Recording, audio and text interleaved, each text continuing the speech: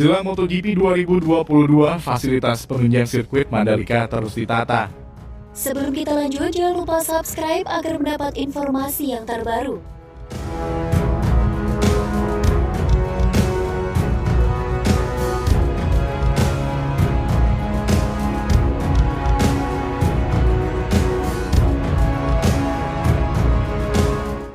Fasilitas penunjang sirkuit Mandalika Lombok Tengah, Nusa Tenggara Barat terus ditata untuk menyambut ajang MotoGP Maret 2022. Pantauan di lokasi, Rabu 1 Desember 2021. Sejumlah pekerja tampak mengerjakan pembangunan akses jalan bagi pejalan kaki dan akses jalan kendaraan terutama menuju pintu masuk sirkuit.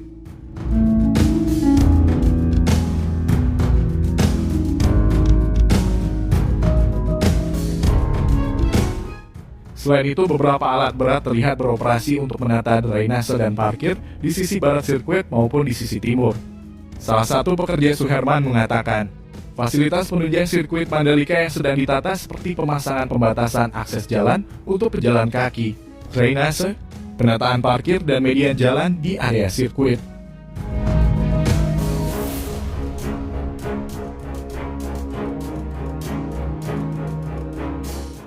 Pemasangan paving block ini untuk pejalan kaki menuju pintu masuk sirkuit sisi barat dari area parkir yang ada, katanya.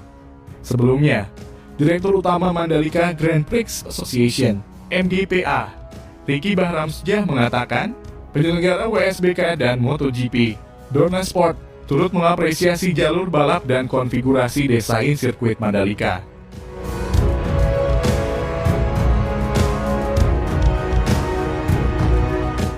Memang ada beberapa catatan dari pihak Dorna, namun itu tidak menjadi masalah karena WSBK merupakan tes event untuk MotoGP. Namun Dorna Sport puas dengan sirkuitnya. Bahkan mulai besok MGPA dan Dorna Sport sudah langsung bekerja mempersiapkan penyelenggaraan MotoGP pada bulan Maret 2022.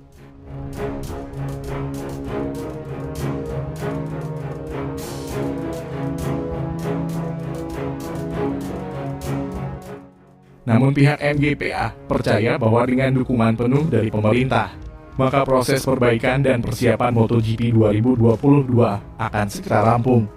Nanti kita akan menyaksikan lagi juara dunia MotoGP diumumkan di Indonesia, katanya. Sirkuit Pertamina Mandalika yang merupakan satu-satunya street circuit MotoGP di dunia akan menjadi tuan rumah penyelenggaraan MotoGP Maret 2022.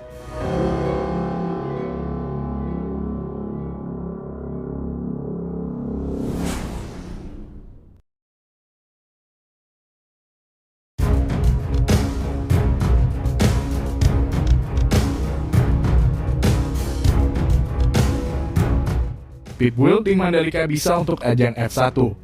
Sebelum kita lanjut, jangan lupa subscribe agar mendapat informasi yang terbaru.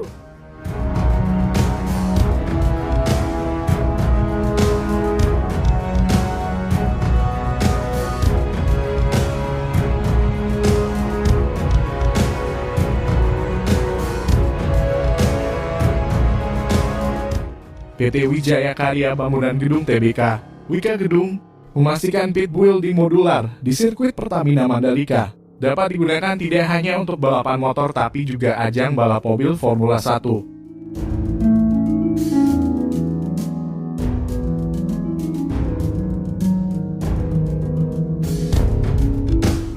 Pit building modular ini memang didesain tidak hanya untuk MotoGP. Untuk F1 apakah bisa? Saya pastikan pit building tersebut dirancang untuk kepentingan hal tersebut, ujar Direktur Operasi Wika Gedung Bagus Tri Setiana dalam konferensi pers di Mandalika, Lombok Tengah, Nusa Tenggara Barat.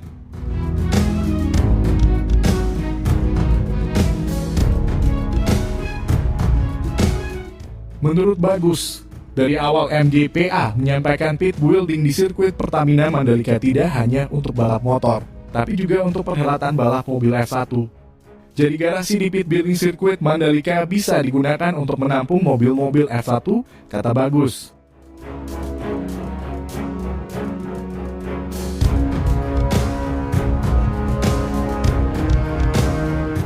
Pit building dengan konstruksi modular yang digunakan di sirkuit Pertamina Mandalika bersifat sangat fleksibel. Artinya kalau pengguna menginginkan ada perluasan atau perubahan ruang, tinggal dilakukan perubahan.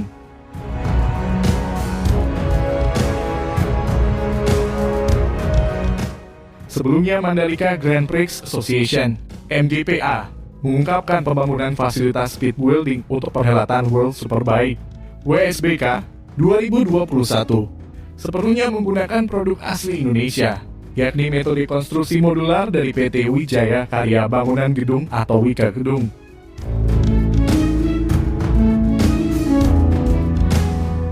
Keunggulan daripada modular produksi Wika Gedung ini, yakni pembangunannya relatif cepat, hanya membutuhkan waktu instalasi sekitar 1,5 bulan dengan 50 garasi dan memiliki 3 lantai.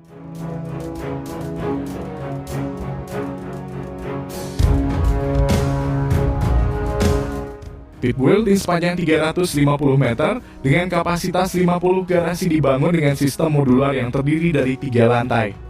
Lantai dasar merupakan garasi yang digunakan para pebalap dan teknisi tim, sedangkan lantai 2 merupakan tribun penonton VVIP dan media center. Sedangkan lantai 3 pit building khusus untuk fasilitas-fasilitas pendukung lainnya.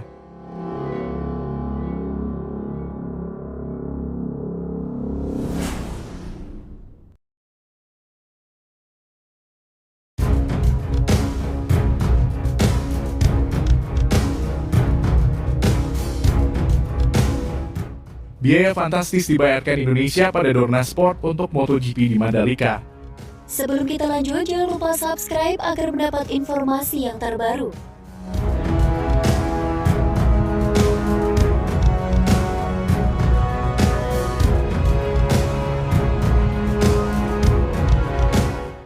Sebelum penyelenggaraan balapan MotoGP, ada biaya yang harus dibayarkan tuan rumah sebagai biaya penyelenggaraan kepada Dorna Sport. Dorna sendiri merupakan perusahaan induk MotoGP yang memberikan hak kepada promotor untuk menggelar MotoGP dan WSBK. Biaya penyelenggaraan itu berada pada kisaran angka 6 sampai 12 juta dolar untuk sekali penyelenggaraan. Untuk MotoGP Mandalika yang akan digelar pada 18 sampai dengan 20 Maret 2022 nanti. Berapakah besaran yang harus dibayar dalam hal ini oleh Indonesia Tourism Development and Corporation (ITDC)? Direktur ITDC, Abdul Bar Mansur, menyebutkan biaya penyelenggaraan atau komitmen fee yang dibayarkan ITDC kepada Dorna Sport untuk event MotoGP sekitar 9 juta pound sterling untuk satu kali event balap.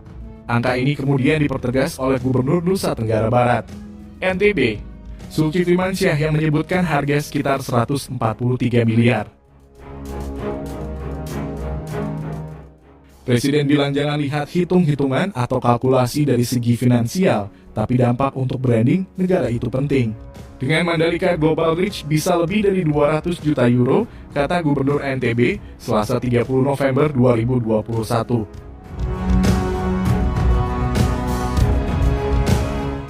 Seperti diketahui, pemerintah Provinsi NTB sudah melakukan rapat terbatas bersama Presiden dan beberapa menteri terkait.